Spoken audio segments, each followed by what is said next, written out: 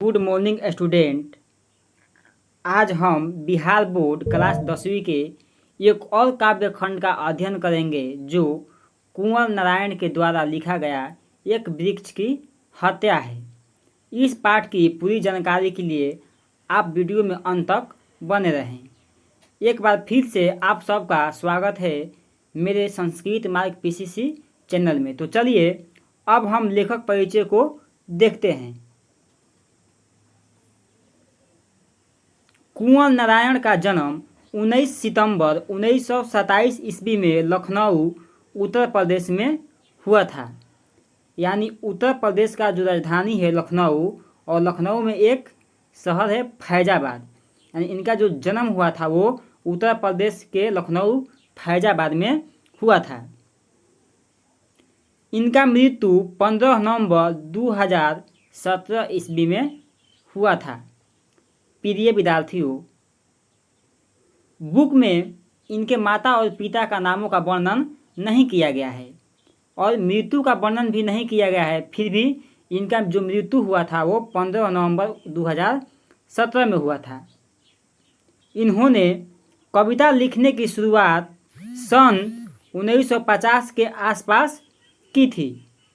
इन्होंने जो कविता लिखने का शुरुआत किया था कुंवर नारायण, वो 1950 के आसपास किए थे। इनकी जो प्रमुख रचनाएं हैं वो चक्रव्यूह परिवेश, हम तुम, अपने सामने, कोई दूसरा नहीं, इन दिनों, और जो इनका काव्य संग्रह है आत्मजयी, आकारों के आसपास, और इनके जो कहानी संग्रह है वो आज और आज से पहले, मेरे साक्षात्कार इत्यादि। प्रिय विद्यार्थियों, कुंवर नारायण को पुरस्कार भी मिला था, और कौन कौन से पुरस्कार मिला था इनको भी देख लेते हैं। कुंवर नारायण को साहित्य अकादमी पुरस्कार, कुमरान आसान पुरस्कार, व्यास सम्मान पुरस्कार, प्रेमचंद पुरस्कार, लोहिया सम्मान पुरस्कार, कबीर सम्मान इत्यादि पुरस्कार इनको मिले थे। इनकी कविता परिचय के बारे में जान लेते हैं। इनका कविता परिचय में यानी प्रस्तुत कविता में कवि ने एक वृक्ष के बहाने पर्यावरण, मनुष्य और सभ्यता के विनाश की अंतर्व्यवस्था पर मार्मिक विचार प्रकट किया है। यानी जो कुंवर नारायण का कविता है इनका संग्रह इन दिनों से संकलित है। कहने का तात्पर्य ये है कि जो कुंवर नारायण के द्वारा लिखा गया कविता है ये इन दिनों से संकलित है। तो चलिए अब इनके हम काव्य खंड को देखते हैं।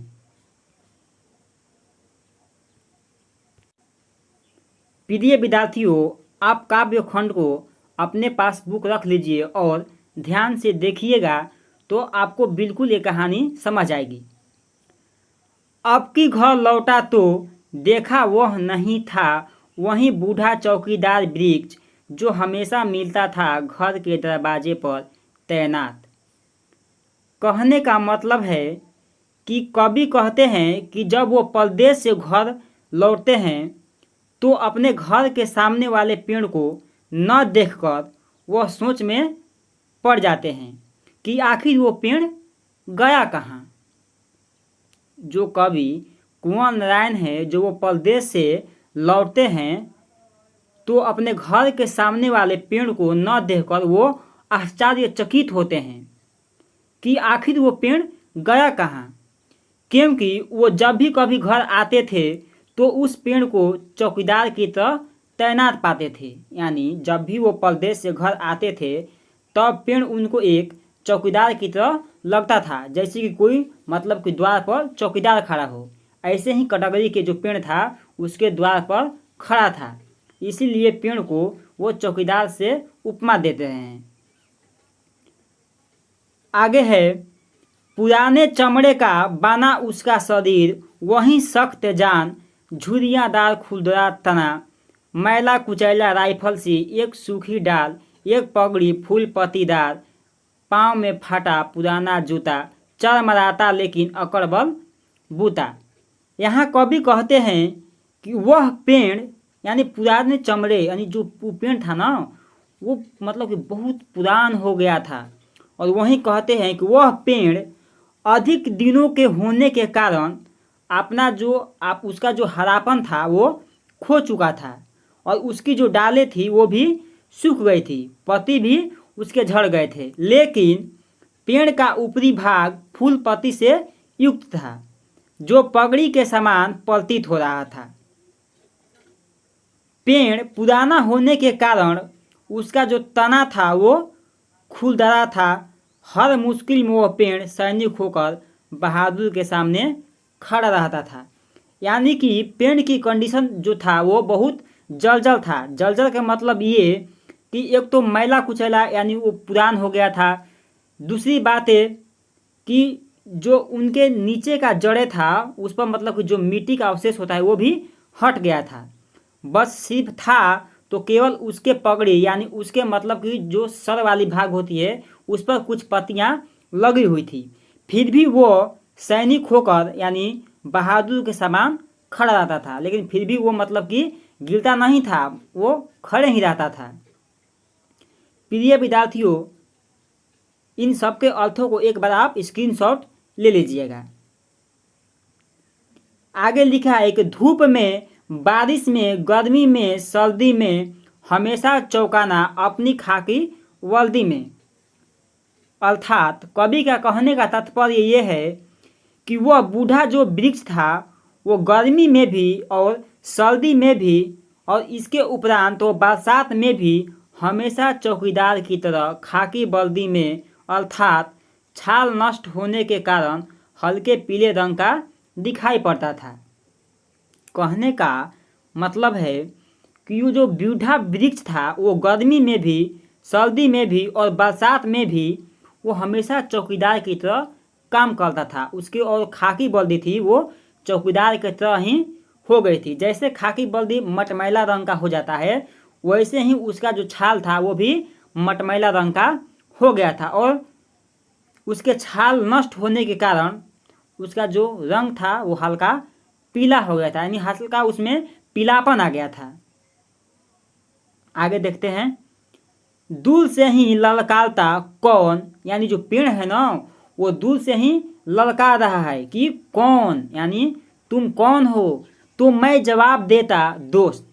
कवि कहते हैं कि वो दूर से ललकारता और पूछता कि तुम कौन हो, तो मैं जवाब देता कि मैं तुम्हारा दोस्त हूँ और पल भर को बैठ जाता उसकी ठंडी छाँव में। दरअसल शुरू से ही था हमारे अन्य देशों में कहीं एक जानी दुश्मन।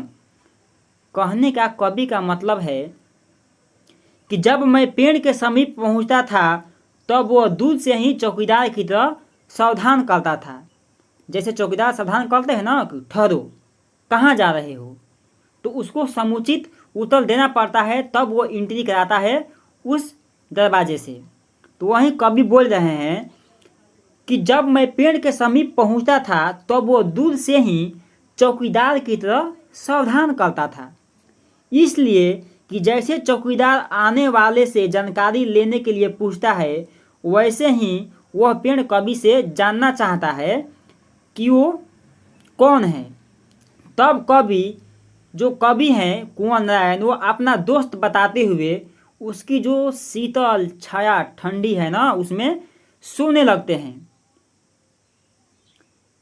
और आगे लिखा है कि हमारे अन्य देशों में कहीं एक जानी दुश्मन, और हमारे देशों में दुश्मन भी हैं और इसीलिए बोल रहे हैं कि कहीं मानव अपने स्वार्थ के लिए इसे काट न दे। मानव ये नहीं समझेगा कि हमारे जीवन में इसका क्या महत्व है, बट वो अपने स्वार्थ के लिए यानी लाभ के लिए उसको काट देगा। प्रिय विद्यार्थियों, हरे वृक्ष को नहीं काटना चाहिए। कि घर को बचाना है लुटेरों से, शहर को बचाना है नदीरों से, देश को बचाना है देश के दुश्मनों से। कहने का मतलब है, देखो नदीरों का मतलब होता है हत्यारा। वहीं कवि बोल रहे हैं कि घर को बचाना है लुटेरों से और शहर को बचाना होगा किन से? हथियारों से। और बोल रहे हैं कि देश को भी बचाना होगा इन देश के दुश्मनों से। अर्थात इनके कहने का मतलब है कि देश तभी सुरक्षित होगा जब वृक्ष की रक्षा होगी। इनके कहने का तात्पर्य यही है कि देश तभी सुरक्षित होगा जब वृक्ष की रक्षा होगी। अभी आप हाल ही में देखें कि कोरोना काल में ऑक्सीजन की कितना महामारी चल रही थी, इसलिए कवि इनको देखते हुए बोल रहे हैं कि देश तभी सुरक्षित रह सकता है, जनता तभी सुरक्षित रह सकते हैं कि जब वृक्ष की रक्षा होगा, अन्यथा फिर तो आप जानते ही हैं। आगे लिखा है कि बचाना है नदियों को नाला हो जाने से, हवा को धुआं हो जाने से, खाने को जहर हो जाने से, बचाना है जंगल को मरुस्थल हो जाने से, बचाना है मनुष्य को जंगल हो जाने से। कवि यहाँ कितना अच्छे बात बोले हैं। बोल रहे हैं कि नदियों को नाला बनने से बचाना है, यानी नदियाँ जो है उसको नाला नहीं बनने देना है। उसके साथ ही हवा को धुआं बनने से, यानी हवा को भी धुआं नहीं बनने देना है। और खाना को जहर होने से बचाना होगा, यानी खाने में आजकल बहुत सारे केमिकल जो है वो फसलों में दी जाती है, वो एक पॉइजन की तरह ही काम करता है। इसलिए बोल रहे हैं कि उसमें भी, खाने में भी क्या है? जहर है। इसलिए खाना को भी बचाना होगा, किससे? तो जहर से। इतना ही नहीं, जंगल को भी मरुस्थल से बचाना होगा, मनुष्य को जंगल होने से बचाना होगा। कहते हैं कवि इतना ही नहीं, यानी जंगल को मरुस्थल, यानी जंगल को मरुस्थल नहीं होने देना है। मरुस्थल का मतलब होता है जहाँ एक भी पेड़ या वृक्ष नहीं हो, और मनुष्य को जंगल होने से बचाना है। यहाँ कवि ये बोल रहे हैं कि जब जंगल मरुस्थल होगा तो क्या होगा? क्लीन होगा। और जब वो क्लीन होगा तो आदमी की जनसंख्या क्या होगी?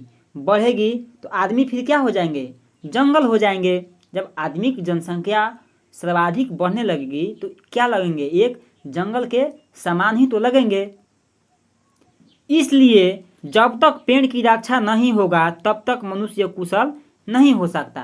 कहते हैं कवि कुंवर नारायण कि जब तक पेड़ या वृक्ष या कोई भी फूल पत्तियों को रक्षा नहीं होगा तब तक जो मानव जीवन है, मनुष्य की जो जीवन है, वो कुशल नहीं हो सकता।